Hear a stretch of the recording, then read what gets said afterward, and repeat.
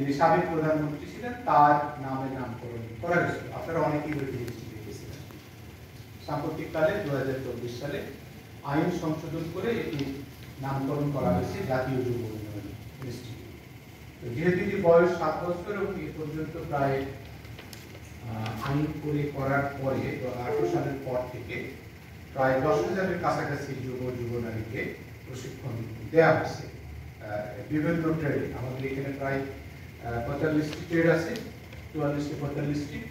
এই 45টি ট্রেডে প্রায় 10,000 জনকে যুব নারীকে প্রশিক্ষণ দেওয়া হয়েছে এবং এরাও অনেকটা আপনাদের যুব নারী যারা আছে তাদের সাথেই অনেকের সাথে অনেকের চেনাজানাও আছে। আমরা এখানে অনুষ্ঠান করি, যুব সমাবেশ করি, সেখানে প্রায় 700 যুব নারী আসে। তখন আমরা দেখেছি যে না, তাদের মধ্যে কোনো না কোনো ফর্মে যোগাযোগ আছে।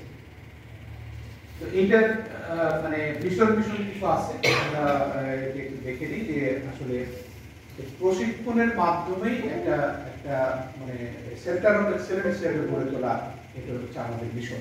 যে আমরা জাতীয় যুব উন্নয়ন ইনস্টিটিউট এক সময়ে কোন পর্যায়ে যাব।